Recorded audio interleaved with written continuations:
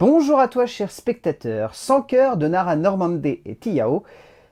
C'est un film dont je me suis un peu intéressé parce que cette semaine, il y a énormément de longs métrages qui sortent. Et pour autant, je me suis dit, quels sont ces petits films en fait qu'il y a à côté et dont on va finalement peu parler au vu des gros mastodontes qu'il y a en face. Et celui-là ressortait un petit peu du lot, surtout parce que je trouve la communication était plutôt bien gérée. Et l'affiche, on va pas se mentir, elle était magnifique. Le résumé pour faire simple, en 1996, dans un petit village du Brésil, un groupe de jeunes enfants semble vivre leur dernier été idyllique. Tamara notamment s'apprête à quitter son village et va commencer à s'intéresser à une autre jeune fille de celui-ci, que l'on surnomme Sans cœur. Alors, c'est un film qui m'a laissé un goût un peu étrange en bouche. Je suis ressorti en me posant énormément de questions par rapport à ce que tout cela voulait un petit peu évoquer.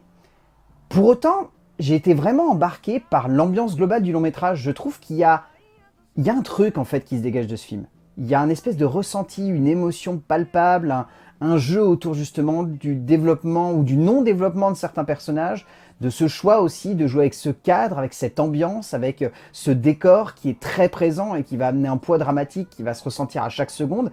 Je trouve que les deux cinéastes ont vraiment cherché à faire en sorte que leur film soit une vraie expérience. De manière globale, je trouve qu'il va vraiment dans cette mouvance qu'il y a depuis quelques années du cinéma brésilien, à plus jouer en fait sur le ressenti affectif que le spectateur va avoir d'une œuvre, que construire une histoire qui est de véritables grands retournements dramatiques ou une espèce de structure qui soit classique. C'est pas le but. Et ça sent dans le travail ici de Normandé et Tiao qui ont essayé le plus possible de faire en sorte que le spectateur se pose énormément de questions devant ce film.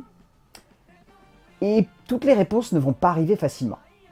Et en ce cas, je peux comprendre que ça soit typiquement le genre de film qui vous bloque. Et devant lequel vous allez vous dire, qu'est-ce que je regarde? Est-ce que c'est vraiment intéressant? Est-ce que c'est pleinement et justement construit? Est-ce qu'il manque pas aussi quelques clés que je n'ai pas? Eh bien, c'est peut-être le cas.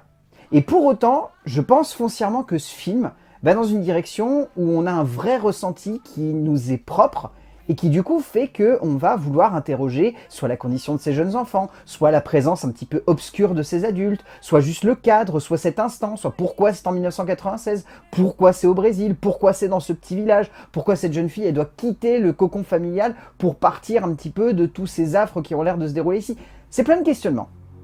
Et à vous de voir si vous trouvez les réponses en fait. Parler de la jeunesse, que ce soit simplement pour chercher à en faire un portrait ou aussi à dresser un constat sur le statut de celle-ci dans une société où elle ne trouve plus forcément sa place, cela est un choix radical et audacieux que peu d'auteurs réussissent pleinement à accomplir au cœur d'une œuvre de cinéma. Nara Normandé et Tiao ont souhaité interroger sur le passage à l'âge adulte un groupe d'enfants dans la fin des années 90 brésiliennes pour donner lieu à une œuvre étrange, parfois même très bizarre, qui reste un moment passionnant sur de nombreux aspects, mais qui laisse un petit goût d'interrogation en bouche lorsque l'on arrive à la fin de ce voyage étonnant. En termes d'écriture, je trouve que Normandé et Tiao ont essayé vraiment de jouer sur plein de tableaux. Parce qu'on part d'un postulat qui est très classique, c'est-à-dire on va suivre un groupe de jeunes enfants dans un petit village. Ensuite, vous sortez une des gamines de ce groupe, Tamara. Vous la mettez dans une position où c'est peut-être son dernier été dans cette idylle, parce qu'après, elle va aller faire sa prépa. Donc, à partir de là, l'objectif, c'est de construire un parcours qui fait qu'il va se passer un truc atypique par rapport aux autres étés, et vous amener ensuite plein de petites choses. Et alors là, par contre, c'est là que les questions arrivent. C'est-à-dire que je me suis demandé dans un premier temps pourquoi est-ce qu'ils allaient squatter la maison des voisins. Ensuite, je me suis demandé pourquoi est-ce qu'il y avait un tel rapport au corps qui était amené par les deux auteurs.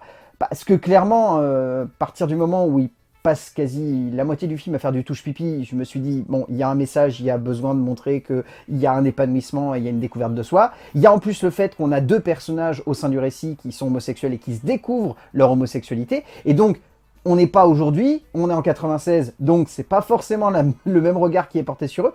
Il y a plein de choses, il y a plein de choses. Et en plus de ça, je me suis dit, punaise, les adultes, ils ont l'air d'avoir aucun impact sur ce qui se passe. Les adultes ont l'air d'être là, mais ont l'air d'être fantomatiques. Je prends un exemple et une scène qui m'a beaucoup marqué. C'est une scène où il y a les parents de Tamara qui vont gauler Tamara et ses potes qui ont squatté la maison des voisins. Et les parents se font gauler aussi pour un petit truc. Et je me suis dit, attends, c'est bizarre quand même. Là, je veux dire, ils devraient être dans une position supériorité. En fait, pas du tout, c'est des gamins comme eux. Et tout le film est comme ça. Les parents sont constamment en décalage par rapport à leurs enfants. Donc vous voyez, il y a plein de choses. Le film est d'une immense richesse. Il cherche vraiment à aller dans plein de directions. Et parfois on a les clés, parfois on les a pas. Normandé et Tiao partent donc dans énormément de directions, cherchant non seulement à développer le départ d'une jeune fille, d'un village qu'elle a toujours connu, mais également, ils cherchent à interroger de façon plus radicale comment ces jeunes gens ressentent leurs relations dans un âge où tout s'éveille. Que ce soit l'attirance pour les femmes de Tamara, que ce soit le besoin d'assouvir les envies sexuelles qui dévorent ces jeunes corps, que ce soit aussi le regard de l'autre, ou même comme évoqué avant le regard adulte, on sent que les deux auteurs ont voulu avant tout poser un constat, celui qu'une époque comme une autre renferme ce besoin pour les jeunes de s'accomplir par le regard du prochain. En termes de mise en scène, Normandé et Tiao ont vraiment proposé un film qui, je trouve, visuellement est très intéressant. Déjà, c'est magnifique. Que ce soit le jeu autour de la colorimétrie globale du long métrage, qui va tirer beaucoup sur le vert, le jaune et le bleu, que ce soit aussi de manière plus simple les décors, que ce soit ces décors paradisiaques, que ce soit le jeu autour des effets spéciaux qui sont parfois très impressionnants dans le film, que ce soit aussi des petits moments tout simplement où on va sentir que les personnages vont divaguer de lieu en lieu, qui vont squatter une maison abandonnée, qui vont aller ensuite dans la maison des voisins,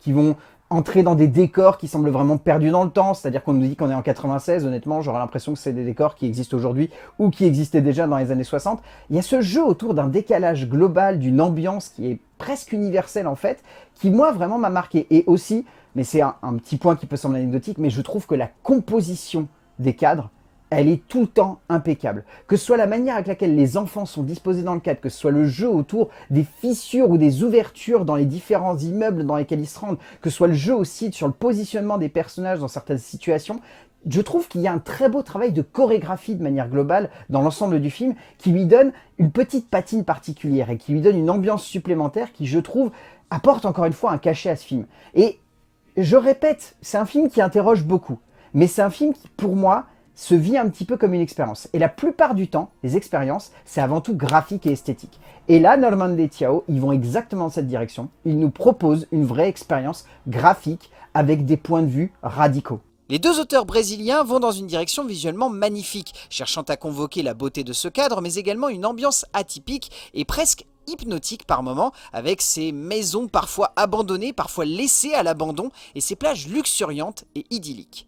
Au fond, Normandé et Tiao parviennent à parfaitement investir l'idée qu'ils se font d'un cinéma qui ne doit pas simplement être beau, mais qui doit avant tout faire ressentir des choses aux spectateurs, et si par moments cela passe par une mise en scène un peu lente, et un travail visuel qui laisse de gros points d'interrogation, cela n'en reste pas moins prenant et assez justement amené.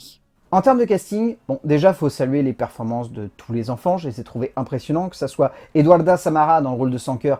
C'est la deuxième actrice que je retiens de ce long métrage. Elle est vraiment impressionnante et elle marque l'esprit du spectateur du début à la fin. Ensuite, on a Alelson Emmanuel, on a Maeva Jenkins, on a Ules Assis, on a Kaique Brito, on a Jérôme Cordeiro, on a Ian Boecha, on a Lucas da Silva, on a Alani Santos, on a Ivana Isa. Enfin, tous les acteurs sont juste hallucinants. Moi, j'ai trouvé que l'ensemble du casting était parfaitement maîtrisé. Chaque personnage avait la justesse d'esprit de parfaitement composer son héros et de surtout lui donner des traits de caractère qui vont faire qu'on va le retenir. Enfin, c'est bête, mais tous ces gamins, ils ont un trait de caractère particulier qui les différencie et qui les font ressortir du lot. Et ça marche notamment avec la jeune actrice principale qui joue Tamara, que moi, j'ai trouvé juste saisissante du début à la fin. Maya Devik est phénoménale dans le rôle de Tamara, la jeune fille parvenant à véritablement nous emporter dans le récit par une présence hypnotisante qui se ressent dès ses premières minutes à l'écran.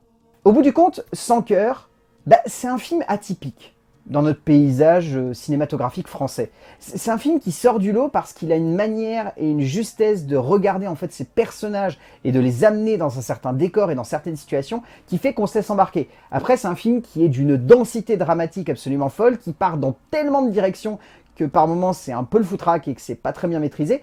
Mais ça reste intéressant à suivre et ça reste surtout prenant. Et encore une fois, les deux cinéastes ont tellement bien travaillé leur visuel que le visuel suffit parfois à exprimer à lui seul énormément de choses. Donc rien que pour ça, Sans cœur de Nara Normandé et Tiao, si vous avez l'occasion de le voir en salle, allez-y, ça reste tout de même une expérience de cinéma bien atypique.